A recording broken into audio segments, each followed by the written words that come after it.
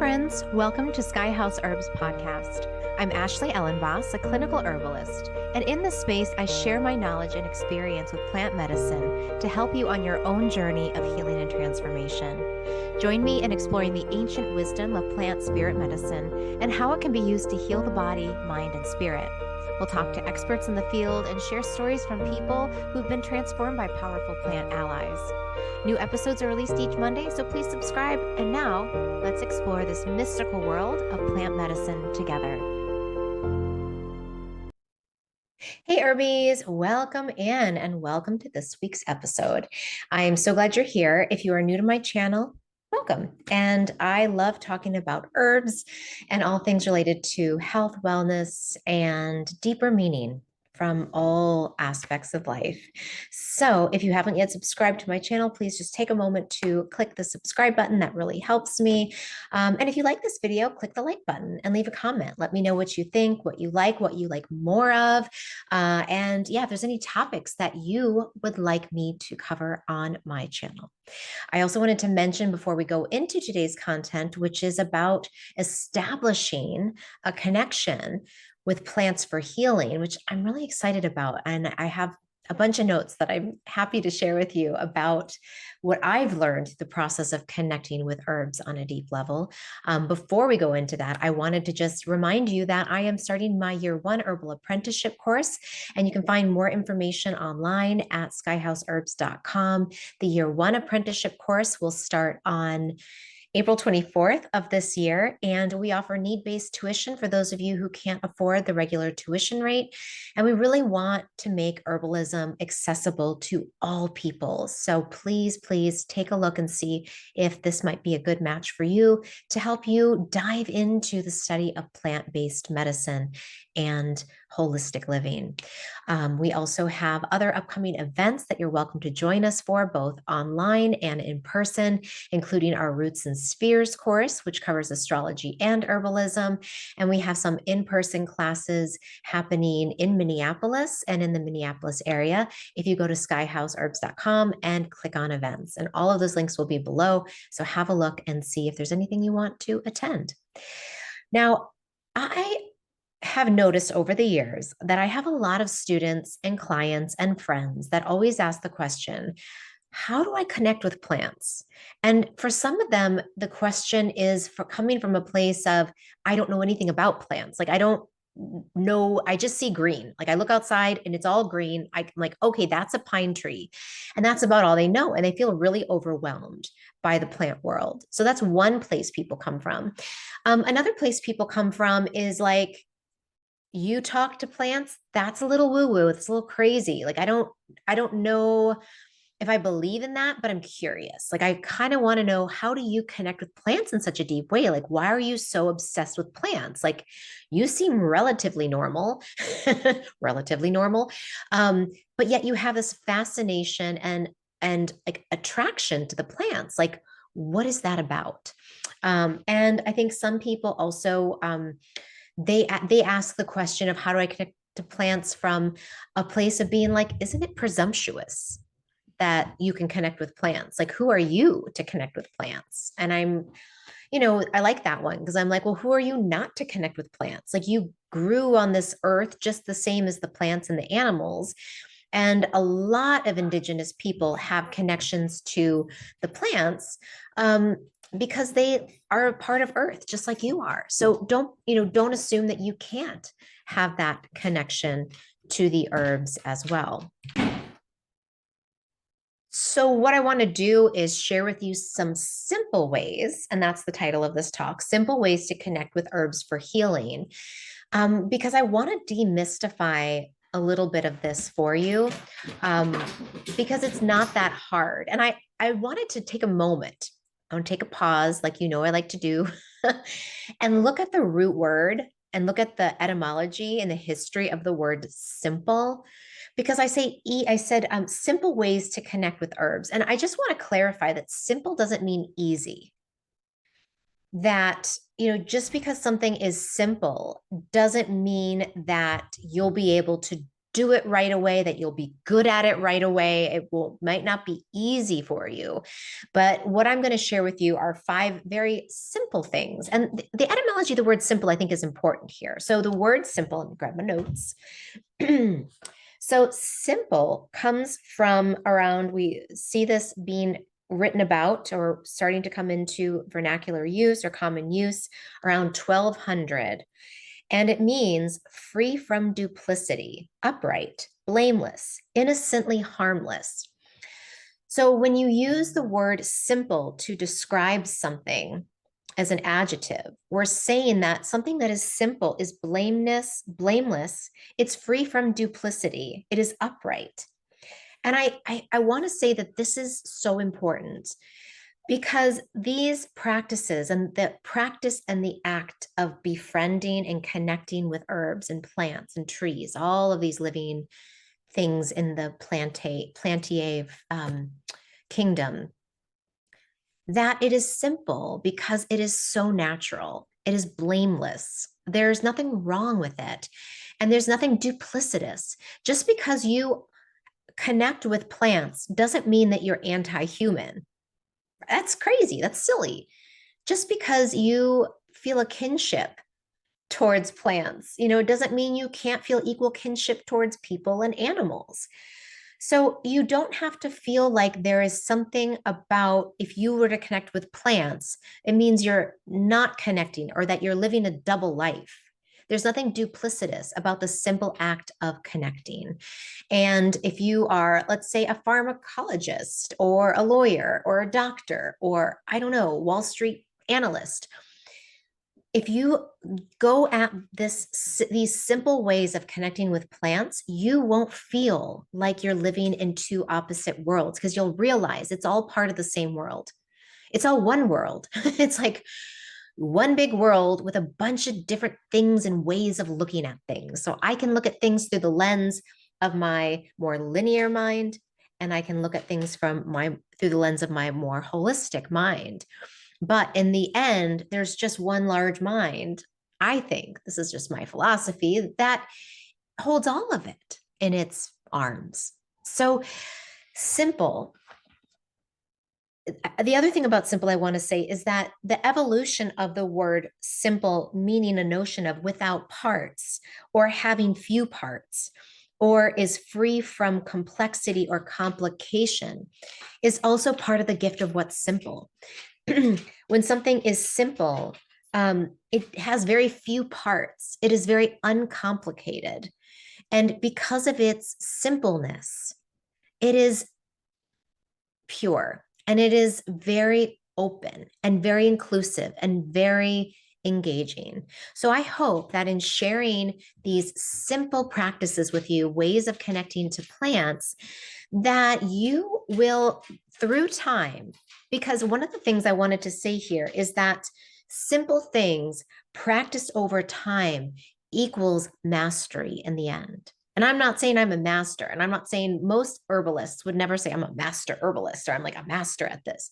But you become more masterful the longer you do something. So consistency, perseverance equals deeper understanding and more mastery. So if you pick any of these practices and apply yourself to them, dedicate yourself to them, keep it simple, you will find that over time, your depth of understanding of plants will increase without a doubt.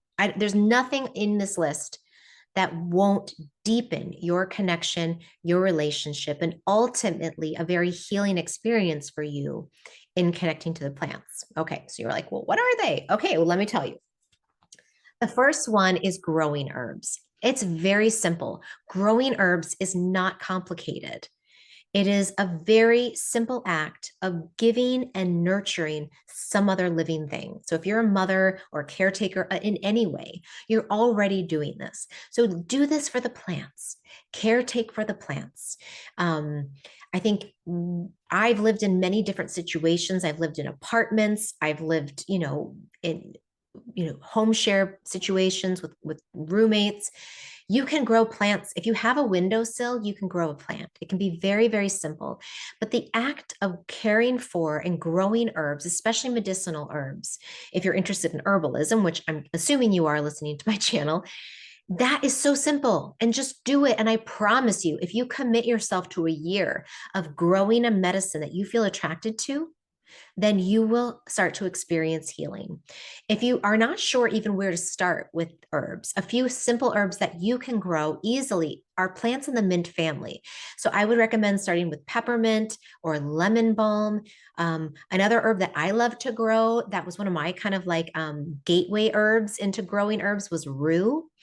And another herb that's really beautiful and easy to grow if you have a small plot of land with some sun is chamomile. So just start small. Don't plan out a humongous, 1 acre garden plot. Like start with a few plants and take really good care of them. And that will start to increase your connection to the herbs. The second way is to learn botany.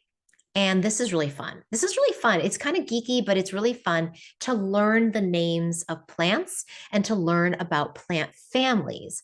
And so, plant families is the way that we organize herbs and plants into similar groupings based on their structure, based on their chemical composition, and a lot of times based on kind of where they grow or how they grow and a lot of their physical characteristics. So if you've never studied botany before, you can actually take botany classes at community colleges. You can take botany classes online through a number of different herb platforms. I'll try to name a few and list a few in the description. I know Seven Song School in where is he? He's in New York. He's in Albany, Syracuse. I think he's in Albany. He's in New York and upstate New York. There's a number of great herbalists who teach just very focused botany classes.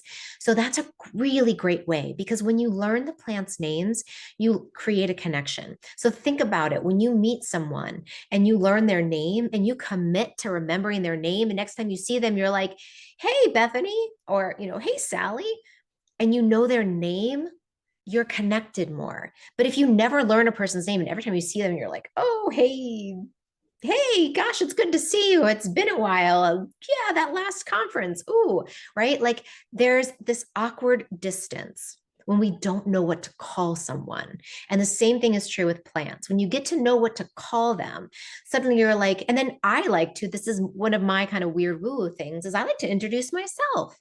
Not always verbally, especially in a public place, but, if I'm meeting a plant for the first time, I'll like take a moment and I'll be like, oh, you're Timothy. That's the name of a grass I learned. Jim Duke taught me grasses. I never forgot Timothy because I met Timothy under the presence of a teacher who I really admired.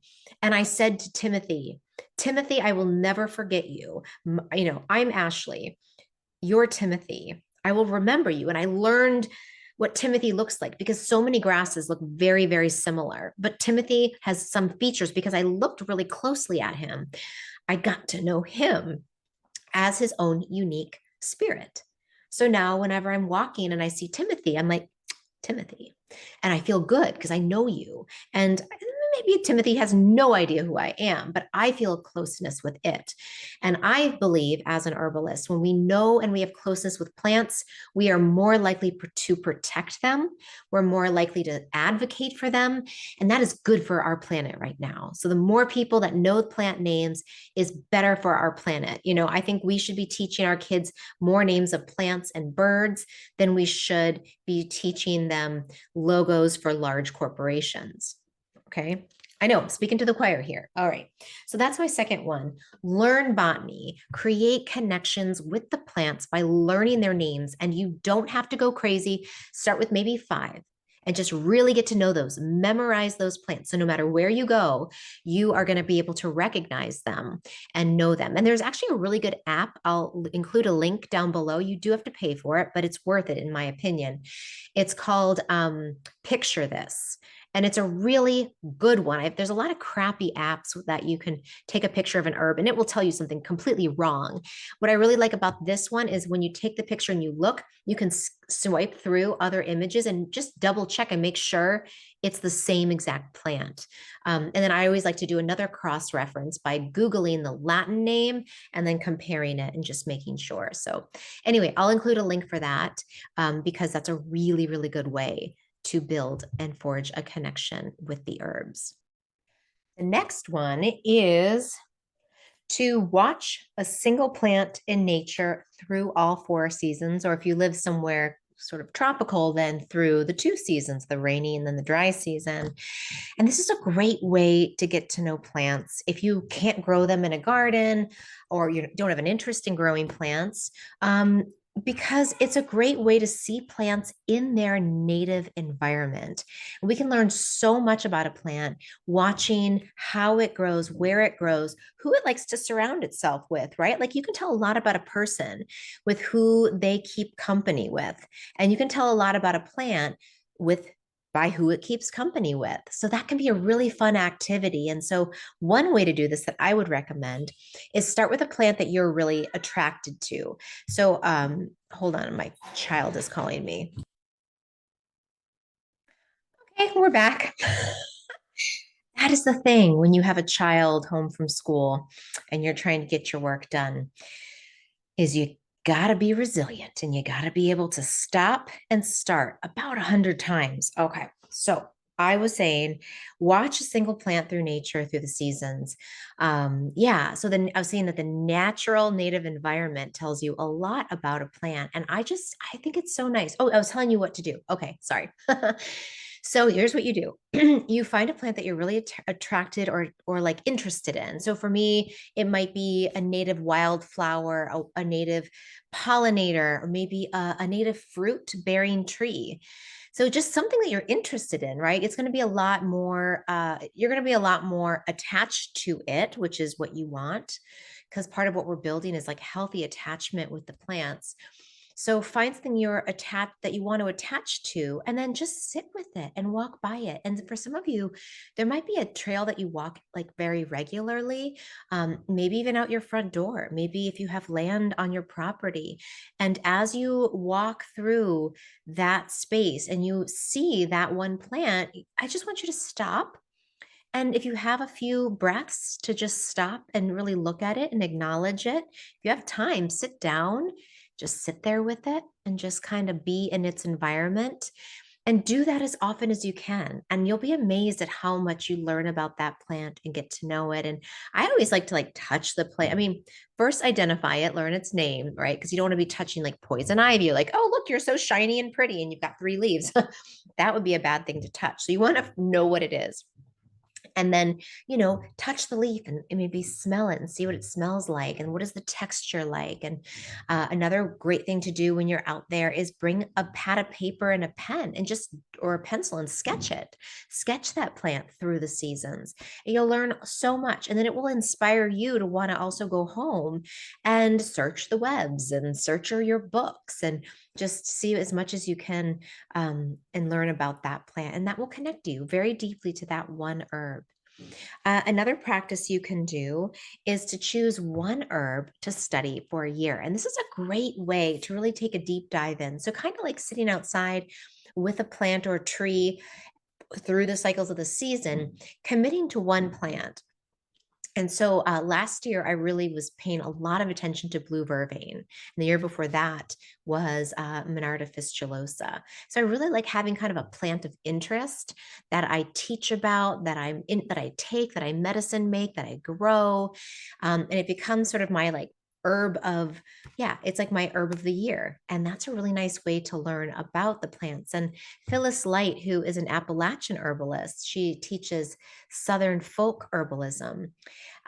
She grew up in the mountains, and her father was an herbalist, and her grandparents were herbalists. And her father was an expert at American ginseng. He knew every different way of using that plant. And so she has said many times in the classes I've taken with her that in her tradition, it's better to know one plant and every single thing it does than to know 100 different plants and just one thing that it does. And just think about that. Like, isn't it nice to know one person really well? Like to have like a person that you really understand. You really get them. You invested a lot of time in them, and that relationship is really different than maybe just the very superficial ones you have in different situations. So take time and really invest in one plant and watch how that comes back in dividends. Like you will be really amazed how you'll be like, oh my gosh, I have this symptom. Well, I can use this herb for it. It's like all the different ways I can use blue vervain has been incredibly helpful for me as a herbalist and also as a teacher. It's like, these herbs are so much more multifaceted than we often give them credit for. And then my last one, some of you who kind of like more of the imaginative side of herbalism will really like this, is to do open visualization with the herbs. And this is especially nice for healing. So I'll give you an example of what I do. Well, I guess one thing that I do that is a more recent practice that I just really have been loving is painting. And so, one of the things that Gail Faith Edwards, who is an herbalist that I took a painting class with, she said, when you go to bed every night, lay there and imagine your canvas in front of you, exactly whatever you have done, and just let it be there. And don't use an analytical mind to look at it, but just sort of like let your mind play and wander and just see what images naturally come up. Or if you want, like, what will happen, I've noticed is like there'll be some features I'll know exactly how to refine that I couldn't when I'm looking at it in real time see. Or like an animal will sort of come in and find its way into the background. I'm like, oh, that's what that space is supposed to be. So we can do the same thing with plants. Is when I'm falling asleep sometimes at night, I'll either imagine my painting and plants will come in, or I'll just lay there. And last night I did this. I was like, okay, great apothecary of this planet, what herb would be really helpful for me right now? And I just left that question open. I just laid there in bed for a long period of time. And there were all these little bubblings up. And then there was like, it all coalesced. And then it became very clear what the herb and the part was. And I was like, ah. And then I have to compare that against what it is I know about what my body's doing, where my body's at, where my head, where my heart, where my spiritual body is at. And then to be able to say, well, why that herb? Why did that come up? And then be able to compare and contrast it against all the things that I know, and then use my books and look up that herb, because there's always things I didn't remember or didn't know. And I'm like, well, golly gee, thank you, plant, because like that's exactly what I need. And I didn't even remember it wasn't conscious. I know it was in there, but it wasn't consciously available to me. So that is one way, is at night, just opening, like asking the question and just waiting for a response.